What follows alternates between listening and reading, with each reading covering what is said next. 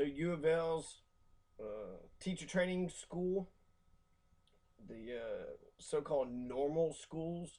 That's what they were called when they first were established. Normal schools to normalize the way people teach.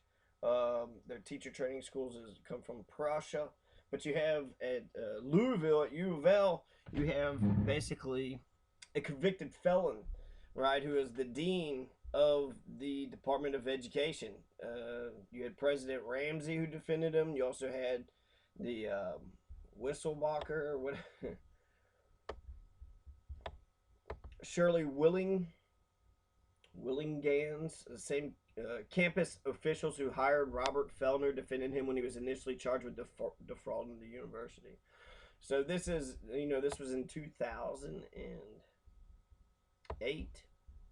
U of L reported suspected fraud to federal officials in June 2008 on Fellner's last day of work at U of L. Federal officers conducted simultaneous raids on the U of L College of Education and Human Development and the University of Wisconsin Parkside, where Fellner had accepted the presidency and was in the process of moving. The investigation involved the U.S. Secret Service, U.S. Postal Inspection Service, and the IRS. In January 2010, Fellner pleaded guilty to 9 federal charges, including income tax evasion. 9 federal charges. For a full course of Fellner on page 1, Kentucky, click here. Shout out to Jacob, page 1, for investigating reporting on Fellner and U of L.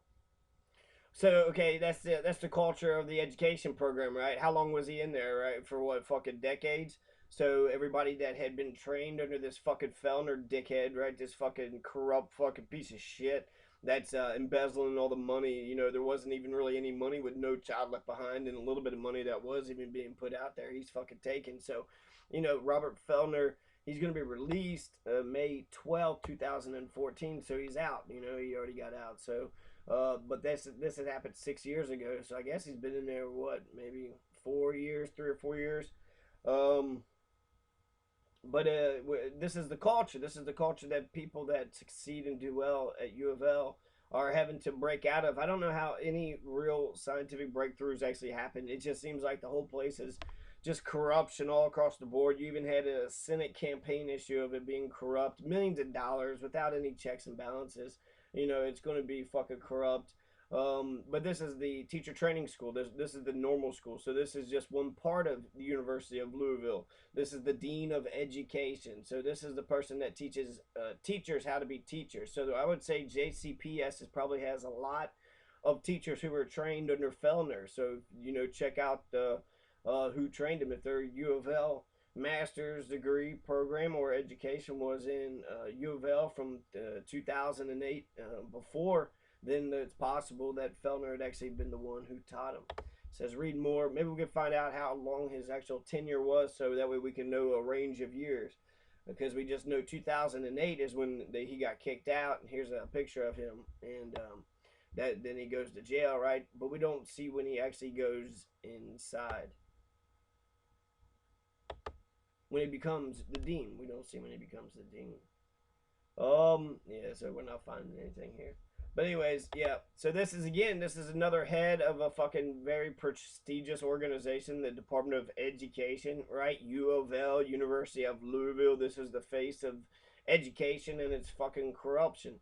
And the same thing with lots of places, right? Spalding University and U of L in UK, their basketball programs. Anyways. So that is all about Fellner. Just because I can't open a web page without talking about it, so I can restart my computer.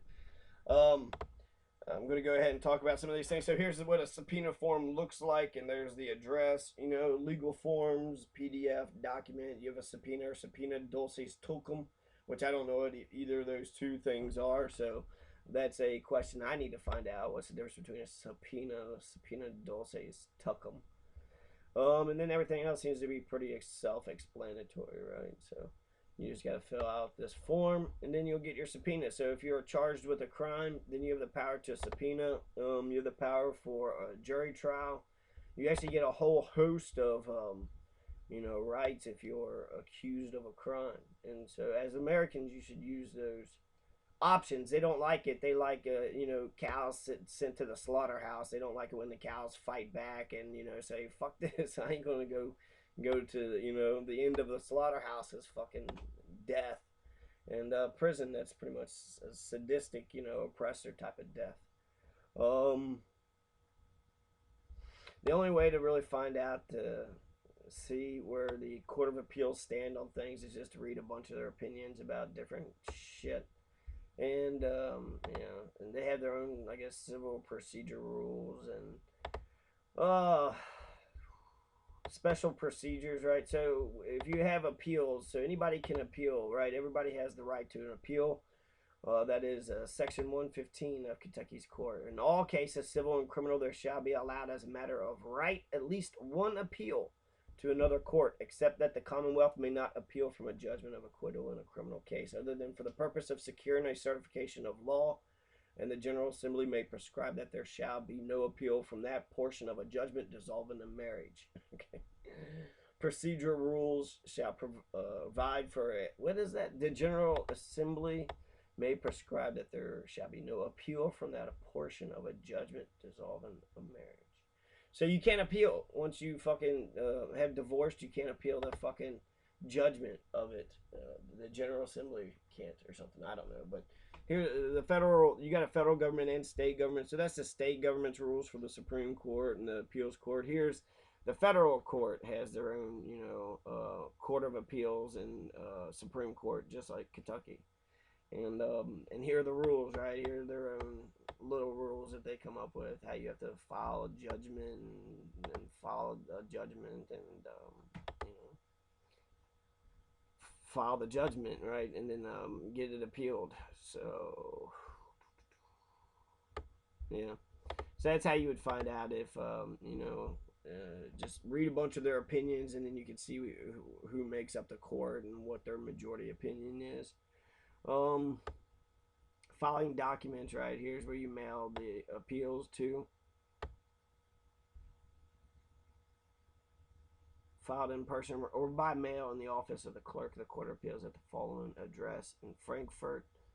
Documents are subject to a deadline, must be received in the Court of Appeals clerk's office on or before the due date. If a person is running short on time and wants to make absolutely sure the document is filed in a timely manner, CR 76.402 provides a method by which the document is deemed tendered to the appellate clerk on the date the document is received by the mail carrier. The document may be sent by U.S. registered mail, U.S. express mail, or by a recognized carrier, where the carrier marks the outside of the envelope or the box with the date the carrier received the mailing from the customer. Certified mail does not qualify. What may be appealed in general judgment is considered final and appealable only if that judgment disposes of all the claims presented in a circuit court clerk lawsuit. So, the judgment, okay, so circuit court, so if you get a ruling in the district court, you would have to appeal to the circuit court first. Actually, you would get two appeals because presented in a circuit court, it has to go through circuit court before you can appeal it to the higher one. So, you have to go to circuit court, and then you have to appeal to the Court of Appeals, right? So at least two appeals are going to happen. One's going to be the circuit court. If they don't get to the judgment that you want, then you appeal to the Court of Appeals once you get the final judgment of the circuit court. In general, judgment is considered final. They're going to make some weird interlocutory judgment, a weird fucking distinction, but ultimately all they're talking about is if there's a judgment and the judgment is final and it deals with all the charges and all the issues that were put on the table have been, dealt with. If that is the case, then you can appeal.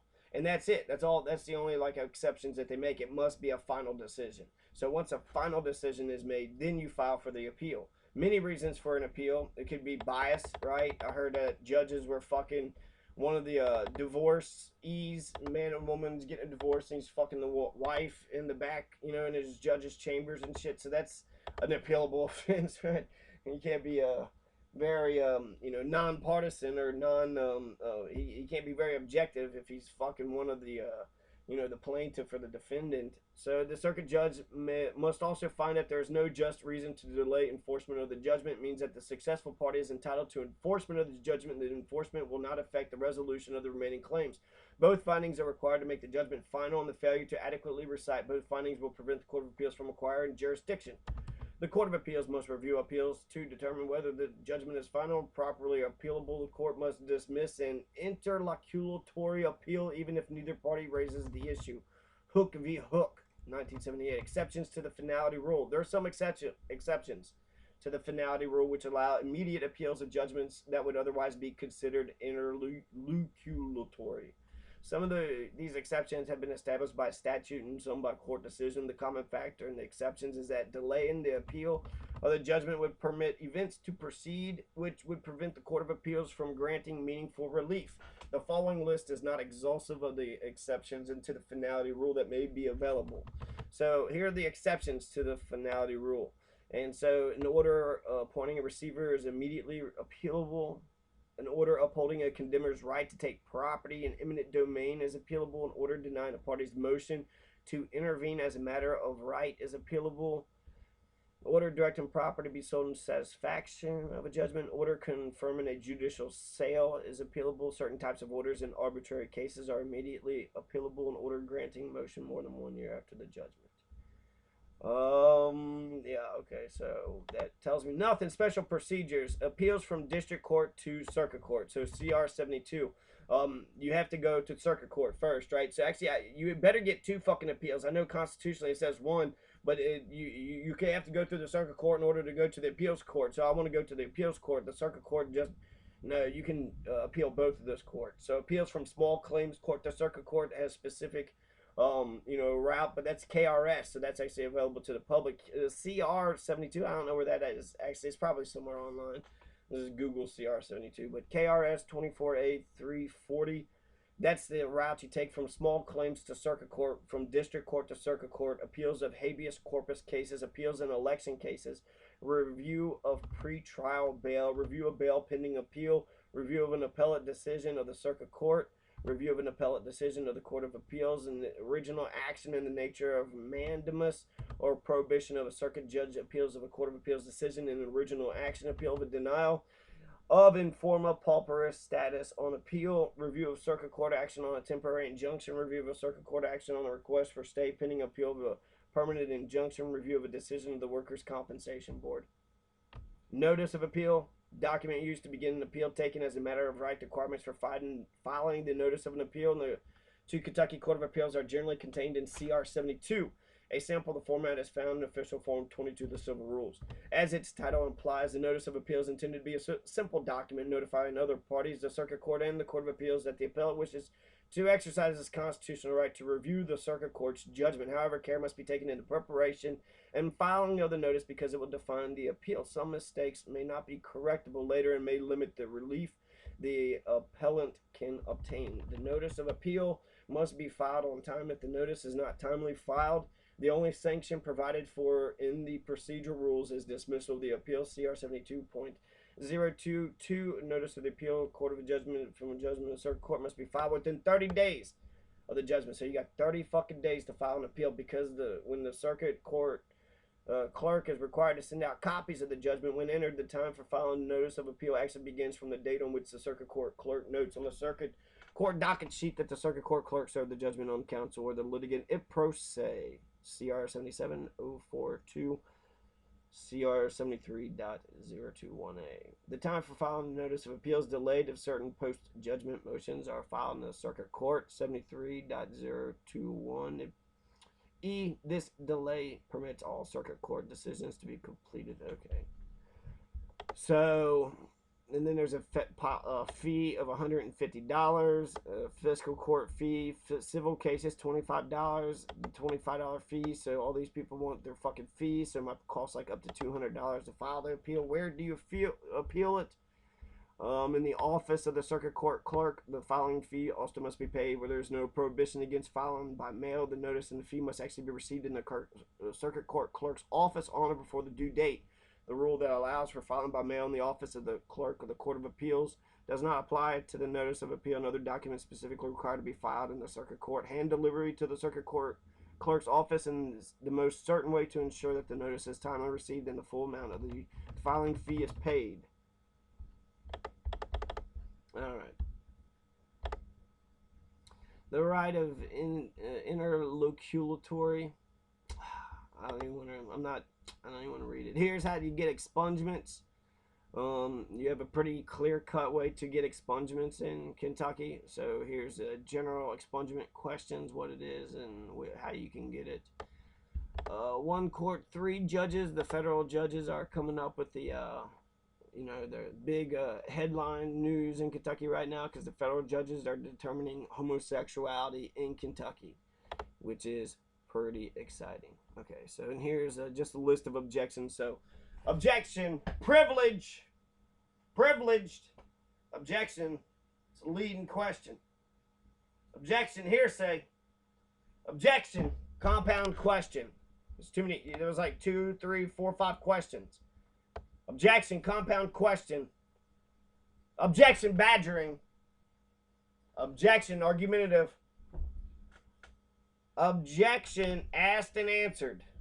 Objection, asked the jury to prejudge the evidence. Objection, asking a question which is not related to an intelligent exercise of a preemptory challenge for cause. Objection, beyond the scope. Beyond the scope of what we're here for. It's beyond the scope.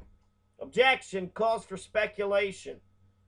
I object on the grounds that what he is asking calls for them to speculate. We're not here we're looking for the facts, not speculation and opinion. Objection, calls for a conclusion. Just the facts. We don't need to know what he thinks about the facts. Really, you're not allowed to object to a conclusion. Objection, inflammatory. Objection, incompetent. The witness is too stupid. They cannot answer it. Objection, incompetency. Objection, inflammatory. The question was meant to cause prejudice.